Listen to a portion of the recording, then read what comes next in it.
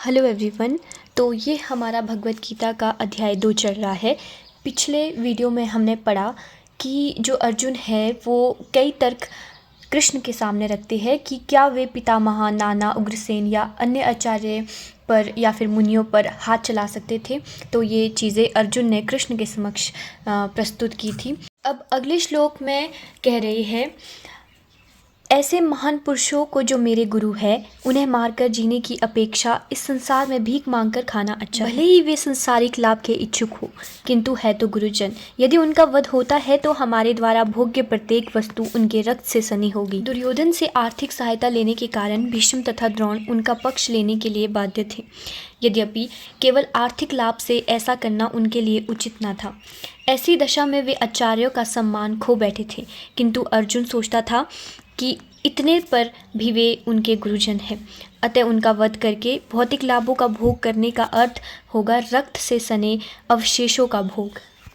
अर्जुन की समझ में यह नहीं आ रहा था कि वो क्या करे, युद्ध करे और अनावश्यक रक्तपात का कारण बने। यद्यपि क्षत्रिय होने के नाते युद्ध करना उसका धर्म है, या फिर वह युद्ध से विमुख होकर भीख मांगकर जीवन यापन करे। यदि वह शत्रु को जीतता नहीं तो जीविका का एकमात्र साधन शिक्षा भी रह जाता है। फिर जीत भी तो निश्चित नहीं है, क्योंकि कोई भी पक्ष विजयी हो सकता है। यदि उनकी विजय हो भी जाए तो यदि धृतराष्ट्र के पुत्र मरते हैं तो उनके बिना रह पाना अत्यंत कठिन हो जाएगा।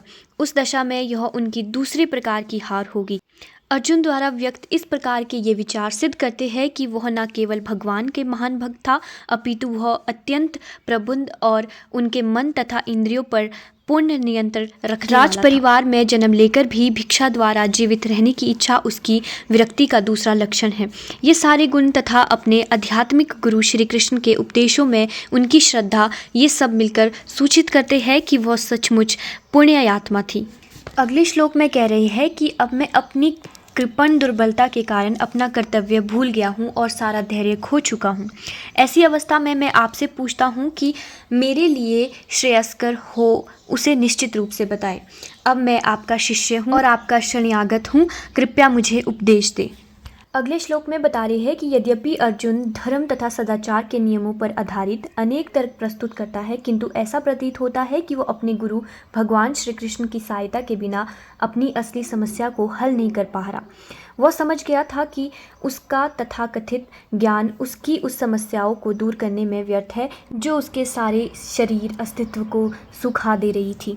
उसे इन उलझनों को भगवान कृष्ण जैसे आध्यात्मिक गुरु की सहायता के बिना हल कर पाना असंभव लग रहा था। शैक्षणिक ज्ञान, विद्वता, उच्च पद, ये सब जीवन की समस्याओं का हल करने में व्यर्थ हैं।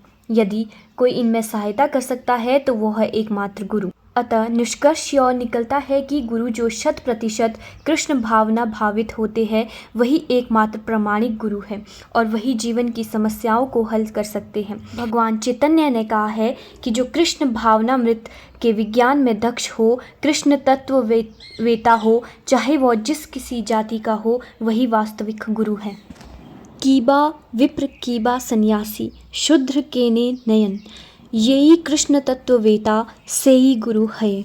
अर्थात कोई व्यक्ति चाहे वैदिक ज्ञान में दक्ष हो, निम्न जाति में जन्मा शूद्र हो या सन्यासी, यदि वह कृष्ण के विज्ञान में दक्ष है तो वह यथार्थ प्रामाणिक गुरु है। अतः कृष्ण तत्व वेता हुए बिना कोई भी प्रामाणिक गुरु नहीं हो सकता। यह बात वैदिक साहित्य में भी कही गई है। षट्कर्म निपुणो विप्रो मंत्र तंत्र विशारद, अवैष्णवो गुरुनो स्यादो वैष्णवो श्रवपचो गुरु। अर्थात विद्वान ब्राह्मण भले ही वह संपूर्ण वैदिक ज्ञान में पारंगत क्यों न हो, यदि वह वैश्विक नहीं है या कृष्ण भावनामृत में दक्ष नहीं है तो गुरु बनने का पात्र नहीं है। किंतु शूद्र यदि वैष्णव या कृष्ण भक्त है तो गुरु बन सकता है। यह बात पद्म पुराण में कही गई है। संसार की समस्याओं, जन्म, जरा, व्याधि तथा मृत्यु की निवृत्त धन संचय तथा आर्थिक विकास से संभव नहीं है। विश्व के विभिन्न भागों में ऐसे राज्य हैं जो जीवन के सारी सुविधाओं से, संपत्ति तथा आर्थिक विकास से पूरित हैं, किंतु फिर भी उनके सांसारिक जीवन की समस्याएं ज्यों की त्यों हैं। वे विभिन्न साधनों से शक्ति खोजते हैं, किंतु वास्तविक सुख उन्हें तभी मिल पाता है जब वे कृष्ण भावनामृत से युक्त कृष्ण के प्रामाणिक प्रतिनिधि के माध्यम से कृष्ण तथा कृष्ण तत्व पूरक भगवत गीता तथा श्रीमद् भागवत के परामर्श को ग्रहण करते हैं। यदि आर्थिक विकास तथा भौतिक सुख किसी भी पारिवारिक, सामाजिक, राष्ट्रीय तथा अंतर्राष्ट्रीय अर्थव्यवस्था से उत्पन्न हुए शोकों को दूर कर पाते तो अर्जुन यह न कहता कि पृथ्वी का अप्रतिम राज्य तथा स्वर्गलोक में देवताओं को सर्वोच्चता भी उनके शोकों को दूर नहीं कर सकती। इसलिए उसने कृष्ण भावनामृत का ही आश्रय ग्रहण किया और यही शक्ति तथा समरसता का उचित मार्ग है।